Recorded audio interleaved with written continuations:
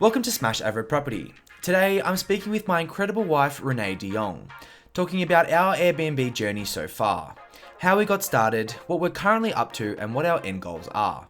There is also plenty of gold in between with tips and tricks of running your own Airbnb. People always say to me, oh, why does it take you so long? You've got a cleaner. But at the end of the day, a cleaner's good, but they don't know detail in your own house. So they don't see things that you see. I think it's important to always be checking every drawer, not just trusting that the cleaner got to it. Though this is a property investing podcast, we've been able to use Airbnb as a resource to increase the cash flow income from our investment properties.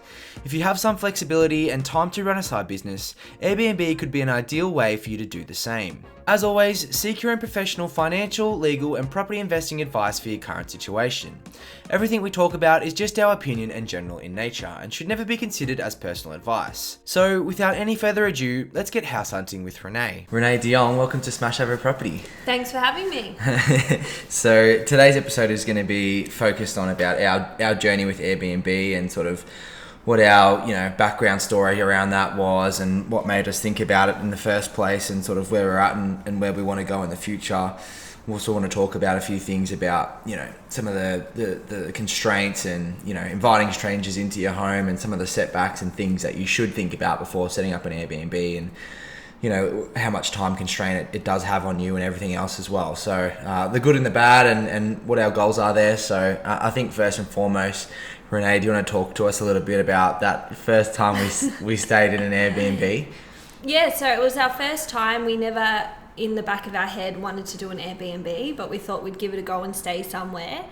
It was quite interesting. It wasn't, at all what we expected. You can put photos up and, it looks one thing and then you go there and it looks another. And to be honest, it was, when we stayed, it was pretty much like we could do this. It was it was like a little one bedroom, like all built in, sort of had a kitchenette and a little bathroom, and we thought, oh wow, we could do this too. And we sort of stayed up near the wineries and it seemed quite nice at the time, and it was $300 a night, I think. And the reviews were like really high positive reviews and like cleanliness, and I went there and to be totally honest with you, I didn't think it was clean at all. And I thought, okay, if the reviews are this is clean, I think I could do a little bit better. It must be pretty easy of people's expectations. So yeah, and just some background, at that time we were living in a 2-bedroom unit in sort of suburbia Victoria, and we've always thought to ourselves from that moment, $300 a night, we could do this. But little do we know along the journey, you can't get $300 a night for a suburban unit. So I think that's what sort of caught me off guard a little bit there. But I mean, we've done pretty well since. Well, we do, we're near the airport. We're not far from the city. So I would say we're in a pretty good location. Yeah, it's actually pretty good. To charge a little bit. But do you just want to fill in the listeners about the horror story of that night? Yeah, we were sleeping at, what time was it? I don't know, maybe 3 o'clock in the morning. 3 in the morning, I woke up, it was pitch black, and I saw a shadow on the wall, and it was a massive, I saw it crawling, and I'm like, what I thought it was, like there was a rat on the wall. It sounds weird, it was that big. And I put my torch on my phone, and it was a massive huntsman the size of a bird crawling, and what we found out is there was a fireplace in the room, and obviously huntsmen are attracted to wood, so they were living in the woods near the fireplace, so it was on the wall. I woke Jordan up and I was like, babe, we can't, we've got to get out of here, there's a huntsman. And he's like, no, it's all right, I'm going to kill it. So he got up, went to kill it, went into the bathroom, and there was another 2 huntsmen in the bathroom. So we were surrounded by huntsmen in our first experience of Airbnb. So why we launched our Airbnb beats me. I don't know why we did that. But let's just say it wasn't the most spectacular, first night stay. Yeah. So it was a little, I've had some good and bad things about that one. I mean, the area that we stayed in was really nice and we had a great night, and when we got there it was really good too, but it was just that one night. Hey, don't get me wrong, I don't mind spiders, but spiders the size of a bird when you're sleeping and they're on top of your head, sorry, that's just, I'm not going back to sleep. Yeah, she literally stayed up the whole night, and then I was on patrol all night. we were actually meant to stay for 2 nights, but she made us as kids. Or the second Especially when night. you tried to kill it and you lost it. You're like, I've lost it. I'm like, well, it's probably under my pillow. And then we went home. But yeah, I think apart from that story, I think, you know, it was quite a rushed decision to Airbnb out our place. And I think, I think our initial goal was obviously to increase some cash flow from the property. We were thinking about buying a second property, but we hadn't really started anything yet. And then, it was kind of, I don't know, we just had some discussions with our family and our ideas and thoughts about it. And then Renee's got a brother and a sister who we get on really well with, and they were kind of looking for a new place to stay. And I don't know who started the idea, but we're like, oh, why don't we just move out with Mike and Suze, who are Renee's siblings, and rent a place together and then Airbnb out our place. And I think within 2 weeks or 3 weeks or something of having that discussion, that we found a place to rent. Everyone was signing the lease, and without even and we were forced to move out. Yeah, and without even thinking about it twice, we were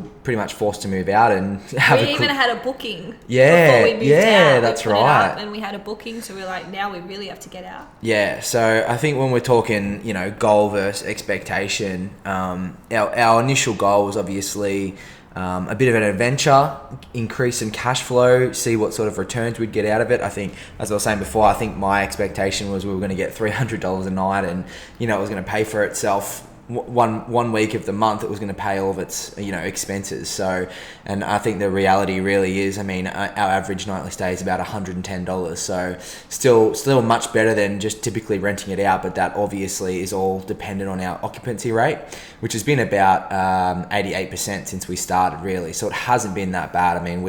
We do a few little things that increase that occupancy rate, because we allow 2 days in between guests, just so we've got enough time to clean it out and all that sort of stuff. So and if we were allowing like one night stays and all that sort of stuff, the occupancy rate would be right up there. But it's kind of the time constraints from doing a changeover and all the little things that we'll get into later really impact the time constraints that we have on it. Like we don't want to be changing bed sheets every single night.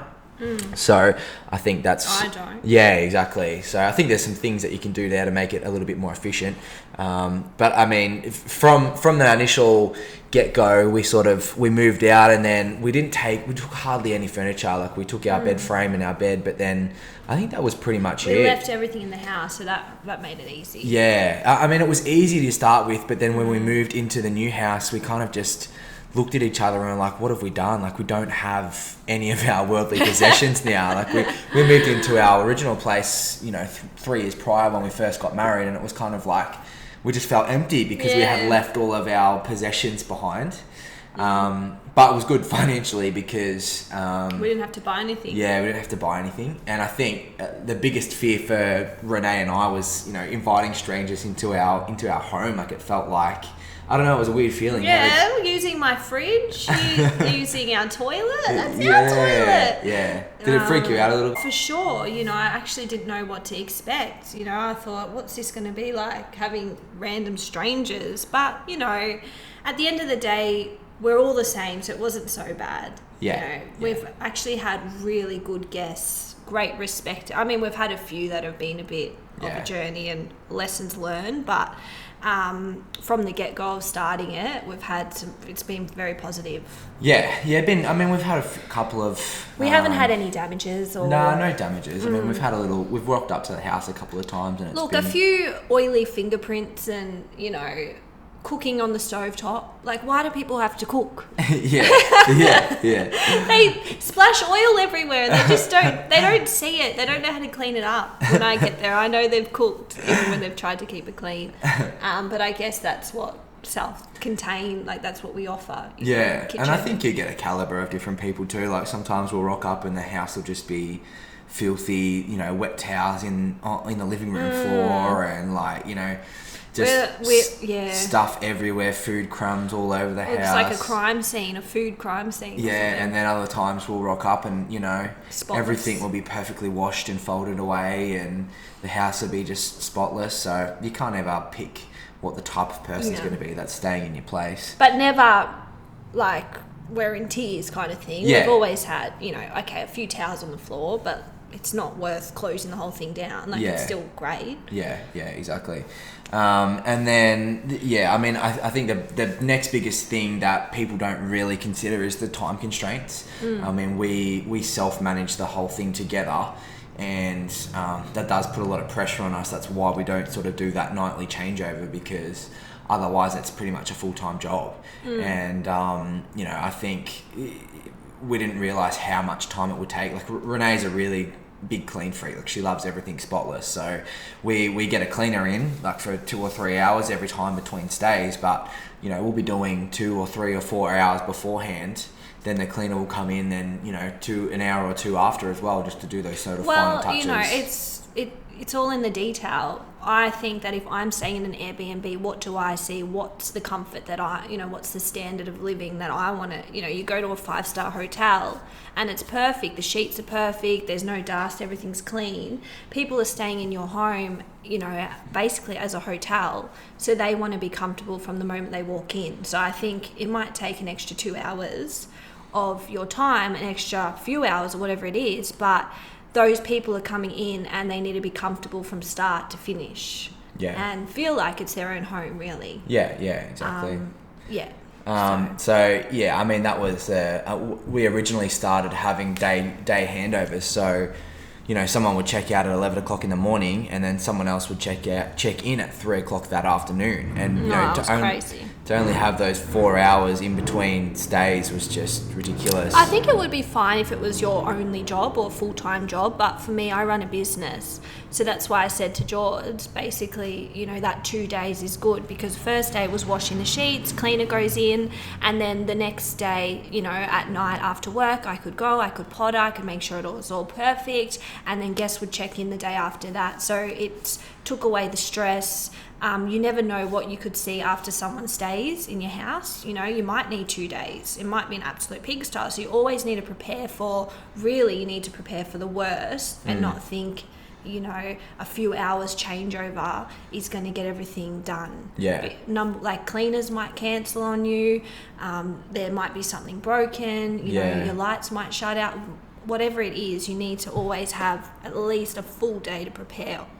Yeah, unless you've got like dedicated cleaners who actually work for you, and that's or you can clean yourself. Yeah, really. But even to do it in 4 hours, a whole changeover with bed sheets and washing and all the rest of it, it's a big job.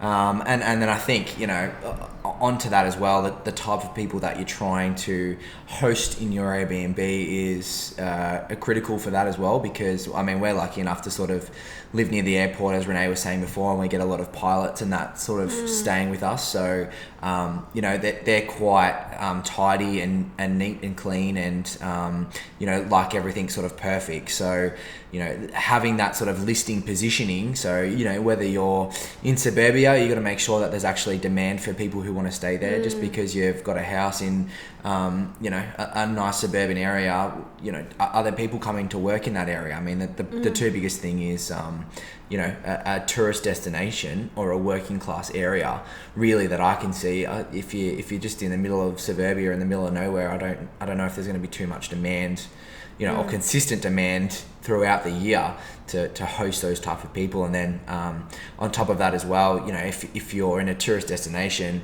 ensure that it's not just a seasonal thing. So if you've got a place at the beach, there might only be 2 months of the year that people actually want to fully book it out. And then if you've got vacancy for 6 months of the year, what are you going to do about that? So just have a good think about where the place is that you don't. I wouldn't recommend buying just for Airbnb, because capital growth really is the factor that you want to put into buying a property over time. But if you can leverage Airbnb to increase your cash flow while you're sitting and holding on a property that's going to bring good capital growth over time, that's sort of the strategy that we've gone down. And we always said worst comes to worst, we rent it out, and that was okay too. And I think we did all our feasibilities on actually renting the property out. So as Renee's saying, worst case scenario, you just sell all the furniture that's in there, or put it into storage or something like that, or even rent it out furnished, and the numbers still stack up for typically renting it out. And then, I mean, we were lucky enough to get onto this Airbnb Plus system, which was a real surprise for us because I think it was like within the 2 or 3 weeks of listing a profile, we got asked to be on the Plus side, which was great for us. I mean, it's been really good for our listing. And that includes professional photos and what else does it include? Like heaps of stuff. Just an upgraded view of the more thing. Viewers. You get a lot more trusted bookings. You know, people trust you more. You'd be the first to get booked out, really. Yeah, and you rank higher on searching. You know, there's a filter for Plus listings, so it's just more like a higher sort of luxury. It's not Airbnb luxe, but sort of the one in between. So we've been really lucky to get that, and I think. Well, I mean, we've got 2 listings now, and our first one got the Airbnb Plus, and so we're like, oh, surely we'll get the second one, and we kind of designed the second one to sort of get that Airbnb Plus listing. So it's been weird. They not haven't having that contacted one. us yet. Yeah. That's been a bit of an odd one, but anyway. But it's still fun because we are super hosts, so that also helps the booking. But I think what's helped us got that Plus listing is, you know, all of those essentials that we've put into the listing. So do you want to have a little talk about? You know, we've got coffee machine, we've got toaster, kettle, towels, obviously.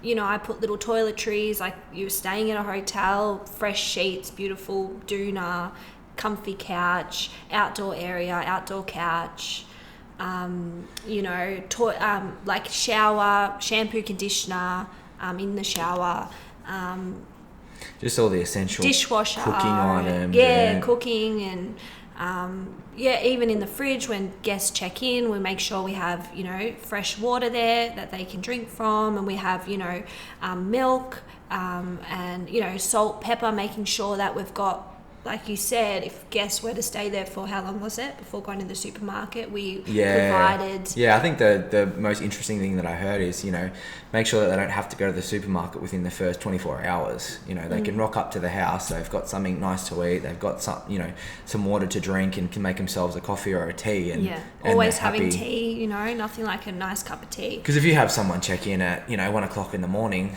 and the shops aren't open. Yeah, that's right. You know, what are they going to do? And of course, you know, we leave a beautiful bottle of wine for our guests, or just something small, and just a, you know, personalised card.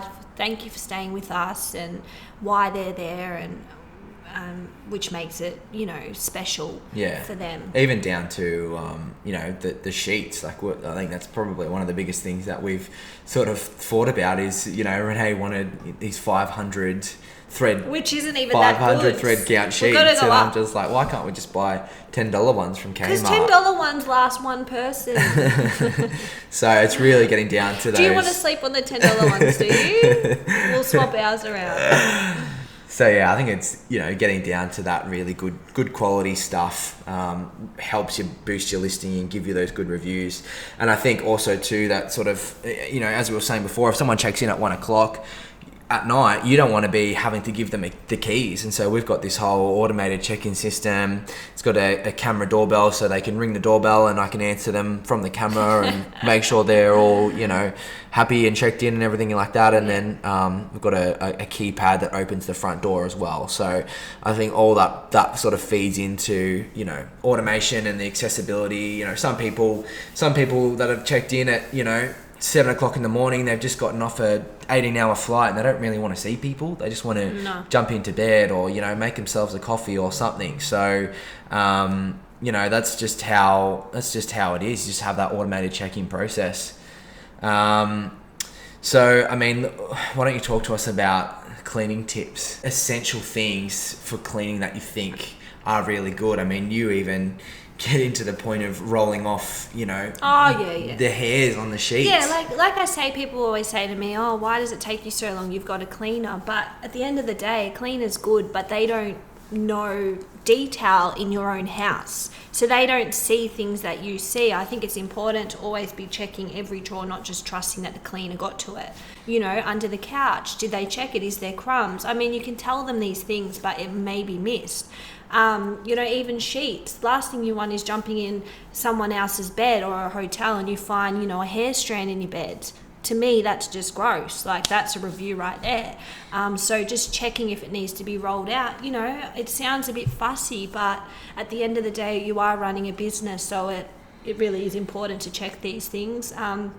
I think it's really important to check your shower. You know, I'm very fussy with our cleaners to say, please, your longest, you know, please just stick to the bathroom until it's absolutely spotless. Look for mold, check the toilets, check the cupboards. You know, I make sure that even our windows get cleaned every month, because I just think that it's all in the detail of that too. Yeah, like, you really... Even fingerprints and stuff like that. You know, usually I'll put everything in the dishwasher, even though it's been done. I'll just give it one more wash every stay. Yeah, look, it is a business that you're running, so you shouldn't just be like, oh, it'll get done by a cleaner. No, if you really want to do this seriously, well, you need to take it seriously. Yeah, I think it's that whole thing of having one bad, you know, interpretation or impression. If you rocked up and there was, you know, the floor was dirty, you know, you took your shoes off, you had to walk around and your feet were black, you know, what are you going to think the rest of the house is like? Well, that happened to us in LA, really. Yeah. You know, we won't tell you where we stayed, but I took my shoes off and walked around the house, and I checked under my feet and my feet were black, and I'm like, okay, well, you know, and it wasn't an affordable place that we stayed. It was quite pricey. And even just some of their utensils were a bit oily and dirty, and to me, you know, that just doesn't sit well with me. If I'm paying for a service, well, let's do it well, pretty much. Yeah, you know? Yeah, and I think you know, our first cleaner that we got, she was actually a full-time sort of Airbnb cleaner, and I think one of the things that we had a sort of a horror story when she first came and the house was a bit messy, and you know, the first thing she said to me was, you know, your guests they're meant to help us out as cleaners. You know, they're meant to, you know, put a load of washing on of all the towels that they used and take off the bed sheets and just make that process a little bit easier. And I think that's the whole Airbnb community feel. You know, it's a little bit cheaper than staying in a hotel where you get this sort of serviced cleaning every single day, but the guests are the ones to sort of help you out along the journey as well, and that comes in all about setting some house rules. So, you know, some of our house rule, I mean, it's not like it's a rule you have to abide it, but it's kind of just like, hey, you know, on checkout, make sure you put some stuff in the put everything that you used in the dishwasher, make sure you take off the bed sheets and put them in the washing machine or the towels or anything like that, just so we know. You know, sometimes one person comes and stays and we've got a 2-bedroom place and they sleep in both beds, and it's kind of like, you know, like, we wouldn't know if they slept in the second bed if they had just done it, sort of thing. Yeah, that's so right. You know, it's just about making sure that everything sort of stays clean. And at the end of the day, you know, we can, you know, they can take it off the bed and do what they do, but you always got to check it. You can't think it's been done well. Yeah. You know, even when they wash or put things in the dishwasher, you know, check if the cutlery's actually been properly washed. Yeah. And not just put back in the cupboard and, oh, great, it's clean, ready for the next guest. Because I'll tell you what, so many times I've looked in mugs that have been cleaned apparently, and they're filled with coffee or stains, and I'm like, thank God I checked.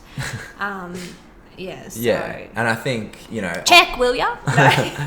On setting the house rules, I mean, I've seen people go down some pretty significant paths, like, you know, make sure you take your shoes off when you come into your house, and, you know, some pretty strict things. No, we're not that strict. But I think, you know, you do have to be a little bit, you know, pedantic with what you'd put there, because we say things like quiet hours between 10 o'clock at night and 7 o'clock in the morning. You know, our place is in sort of a strata building with some local neighbours, and you know, the last thing we'd want is them to be throwing a party at 1 o'clock in the morning, and, you know, the kids next door you can't sleep at night, and we get a big text from the neighbour. Like, that would be, you know, one of our worst case scenarios. So make sure you do put certain things in the house rules that sort of lay that foundation to, you know, you're not going to stop it from happening, but if it does, you know, you can kick them out and say, hey, listen, this was part of the rules that you signed when you decided to book with us. Unfortunately, now we're going to have to cancel your listing. And that's, you know,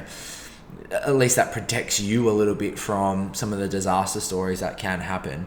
And I guess that sort of feeds into, those neighbor relations. If you're, even if you've got it in a tourist destination or a suburbia, you want to keep in good stead with the neighbors, because the last thing you want is, random people rocking up to your house throughout the night and causing mischief and, causing issues for the neighbors, and they start complaining. And especially if you're in like a strata building or something like that, they can, I think the laws in Victoria, if they've identified 3 disturbances to the community in 12 months, they can actually prevent you from Airbnb out your property. So that's not good. there's things that you got to keep on top of, and again, that sort of feeds into the risks and liabilities that we're up for too. Like, luckily we haven't had anything significantly damaged or horror stories or anything like that. I mean, we have had a few things damaged, and I think like the walls sometimes get a little bit dirty from scratches, and we had a trade stay in our house and bring all these tools in and lean them on the wall,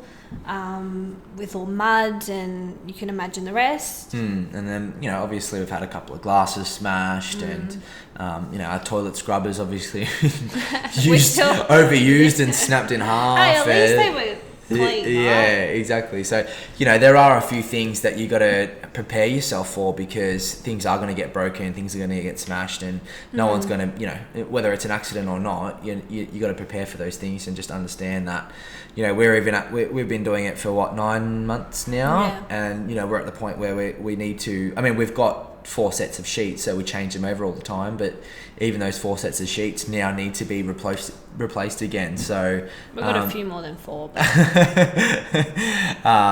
so yeah, it's buying new sheets, all that sort of stuff that you usually have to, just be aware that they're the liabilities that you're up for. And then obviously looking after your guests. I mean, Airbnb have got its own guarantee and sort of insurance policy up to $1 million per guest, but there's other insurances that you need to have as well, like home and contents, and there's specific Airbnb or short-term stay hosting insurances that you should consider as well. Like that, you don't know what you're up for or what could possibly happen. So, and it's your property, you own it, so there's risks of fires and all that sort of stuff that you really have to be careful with. Make sure that those fire alarms are working and all that sort of stuff as well, because the last thing you want is your house to burn down. It could happen to anyone anywhere, but you are putting yourself in a risk, so just think about all those little things.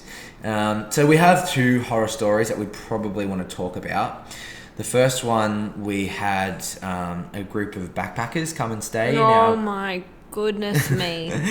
in our property. I mean, they were sort of our 3rd guests, and I think when you first publish your listing, they put a 20% discount on your listing so that it attracts more guests. So for these 4 girls, it was, so much cheaper to stay in our place than to all rent a place out in a hostel. It was like $35 a night for a hostel each, or it was like $100 to stay at our place. And so, they thought it was a great idea to stay at our place instead of a hostel. And they said it was one of the best places they've stayed. Yeah, it was like so you can imagine. It's a real sort of luxury sort of place. And so, when we walked in after they had checked out, there was food on the carpet, and it was just absolutely filthy, hair everywhere. And I think like one of the girls had a brush. She must have pulled all her hair out and just dropped it in the living room. I was still trying to work out what happened there, or if they had pets.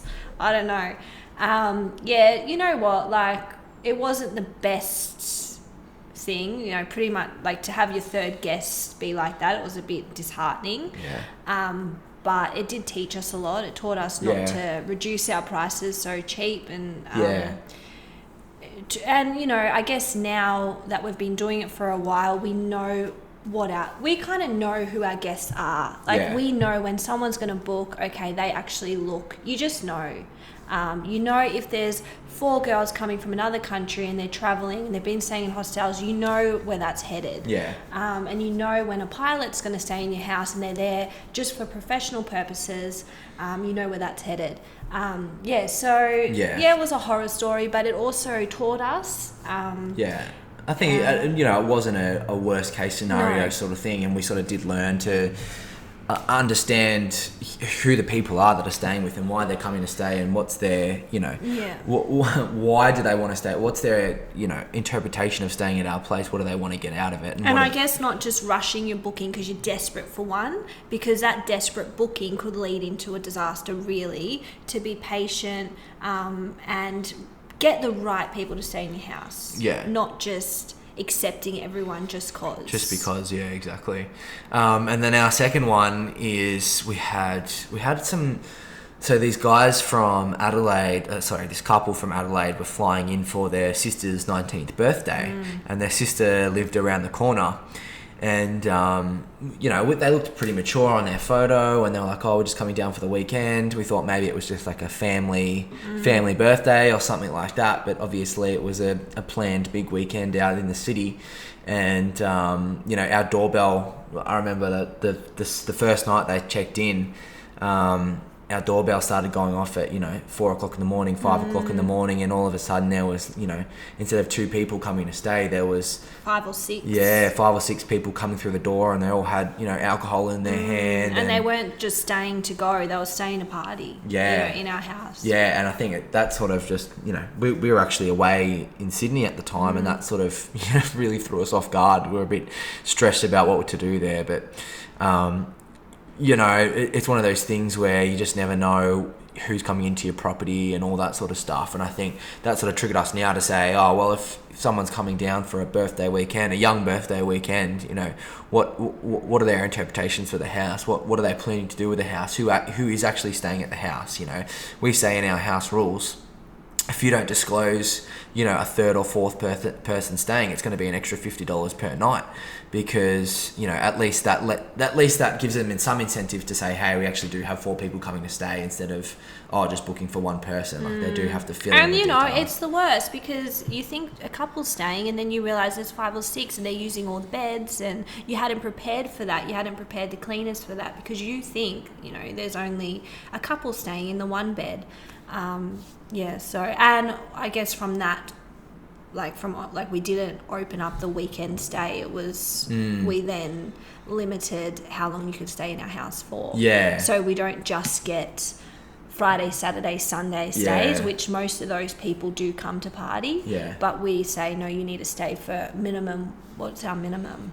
4 nights stay minimum. Yeah, so that's reduced a lot of that, which has been good. Yeah, exactly. And I think, reduces the time that makes us have to work and do the changeovers and all that sort of stuff too. So, I'd rather have a couple of nights free and have a longer guest than be booked every night and stressed about everything that can possibly go wrong. But with that horror story as well, we sort of, we raised a ticket to them and just said, hey, you haven't disclosed that you've got more than 2 people staying. We're going to charge you an extra $50 per night for the additional people that stayed, because I think on the second night they had 2 people stay as well. So it came to like an extra $240 or something. I can't remember if it was $50 no, exactly. It was a bit more, yeah. Was it? Yeah, I can't remember exactly what it was, but and they sort of came back to us and said, oh, well, we would have booked a hotel if we knew this, and how ridiculous, and rah, rah, rah, rah, rah, rah. And, Airbnb support really had our back in that scenario. Like they sort of took care of it all for us, and had the communication going between them and us and the support channel. So it was really good there. And as a result of that, they didn't end up paying, but Airbnb said, look, we're really sorry for this experience for you. We'll actually pay you out the additional sum as a one-off thing to say, we really love what you're doing as a host and looking after everyone. And, they may not do that for everyone specifically, but, they do actually have your back and want to make sure that you have a good experience too. It's just not all about the guest.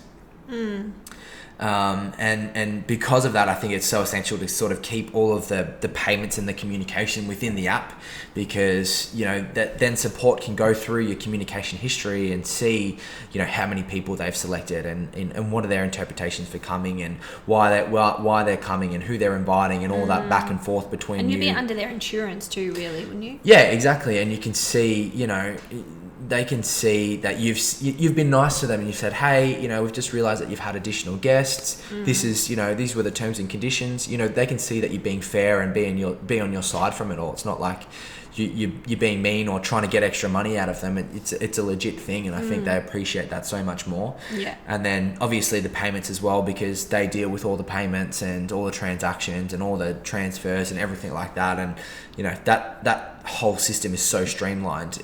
We've had a couple of people ask us, hey, we want to stay for 6 months, can we pay you up front in cash? And it's just a bit, it's shady. It's really shady. And probably not. It's not like, it makes sense why they want to do that. They want to, you don't have to pay fees, but I think it's, if you're doing Airbnb, stick to Airbnb. Yeah. Stick to their system. Yeah. Because it's working. Yeah, and it's not a hassle. That becomes a hassle-free thing. I mean, what if they rocked up and then they didn't pay us straight away, or they didn't pay us enough, or anything like that? Makes it a little bit uncomfortable. So yeah, I definitely recommend keeping it all within the application itself.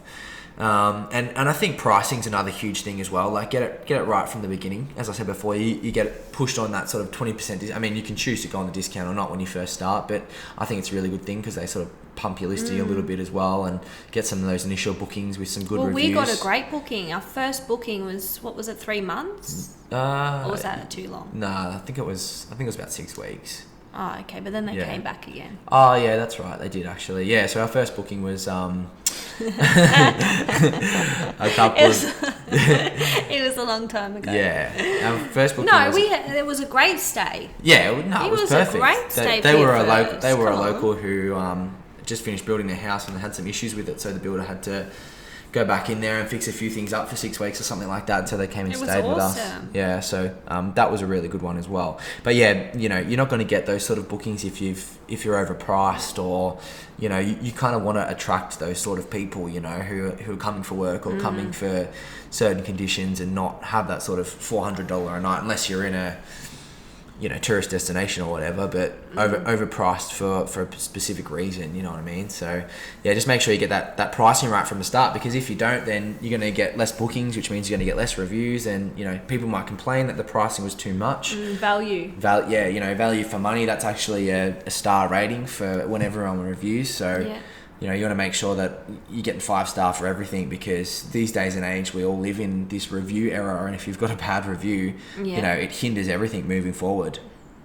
And I think, on top of that, laws and news and events are always happening and changing, and policies are coming through. So just make sure that you're well aware of all of the different things that are happening in the news with Airbnb, and what your local laws are. I mean, as I said before, in Victoria, that sort of 3-strike law came into play recently, and both of our Airbnbs are in a strata area, so we've got to make sure that we're on top of all those sort of issues and make sure that they don't happen. But that could change anytime soon, and if they do, we're going to have to switch over to typically renting it out. So just be fully aware that these things do change, and then news and events and all that sort of stuff as well. Plan for events like we've got the Formula 1 down here in Melbourne, and we're not quite close, but it does get really busy. The tennis, these sort of big events that attract big numbers and tourism into Melbourne.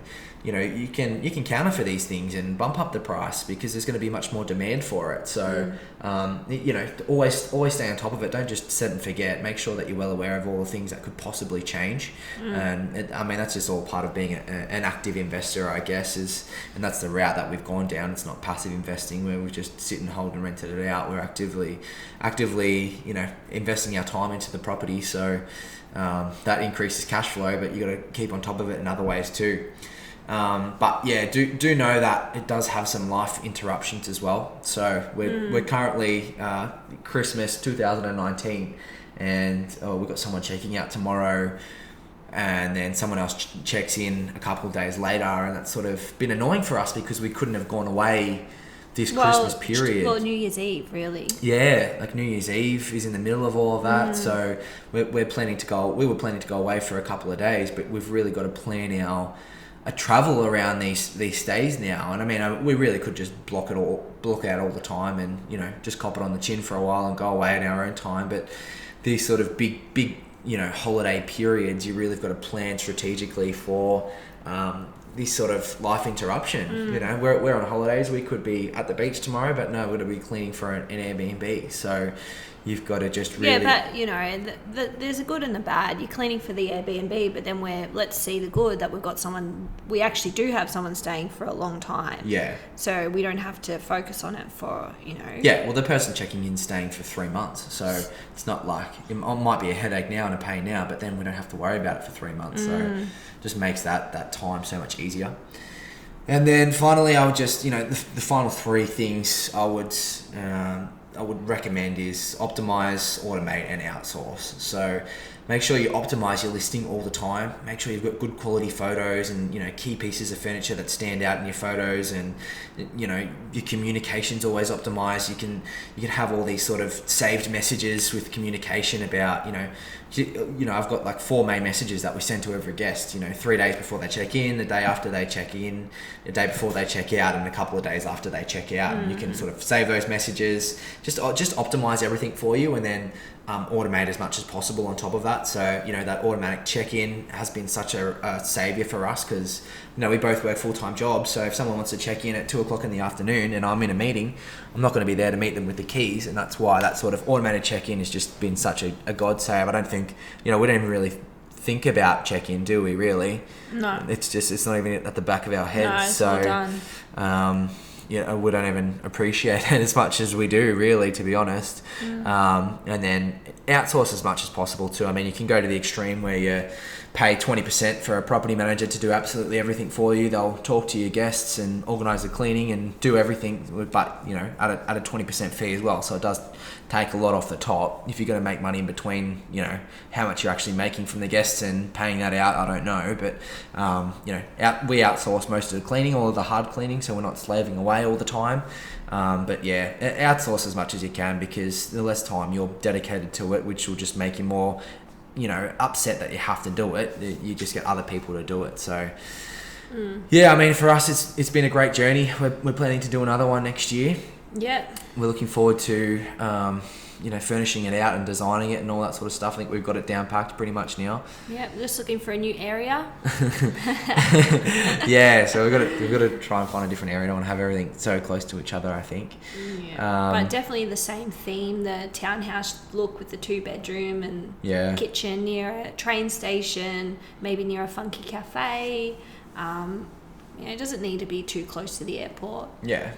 But city, something different. Yeah, I'm also well aware of not having to, you know, not buying specifically for Airbnb. You also want to buy for capital growth, but then we're kind of in 2 minds about, you know, if we buy a house with a bit of land a bit further out, is there going to be demand for, you know, an Airbnb? If we do that, then I want to live in it. So there's all those types of things that we need to think about, but. Yeah, if you have any questions, feel free to get into contact with us. We're more than happy to pass on some more of our knowledge and some of the quirks that we've gone through. Is there anything final that you want to say? No, I just want to say, thanks for having me on your podcast. And, you know, at the end of the day, I hope you've taken a lot out of this. If you are thinking of doing Airbnb, you know, it is in the detail. Don't just do it and say that'll do. Treat it as a business. You know, it is a side hobby for us, but also it is a business, and, you know, you've got people staying in your house. So it is a hotel. So just do it well. Take your time. Don't trust the cleaner. Always check yourself. Don't assume that every cupboard's clean and there's not junk in one cupboard that's been left over. Check the little hair strands on the beds. Make sure that there's no leftover hair, even though you've washed those sheets. Trust me, that hair sticks. And just enjoy doing it. Have fun and take it as a journey. You know, if you don't enjoy it and it's detrimental to your health and taking up too much time, then that's a different story. It's just probably not for you. You know what I mean? If you didn't enjoy cleaning like Renee does, you know, we wouldn't have the reviews that we do and all that sort of stuff. Thank you. Well, you do really well managing everything. So.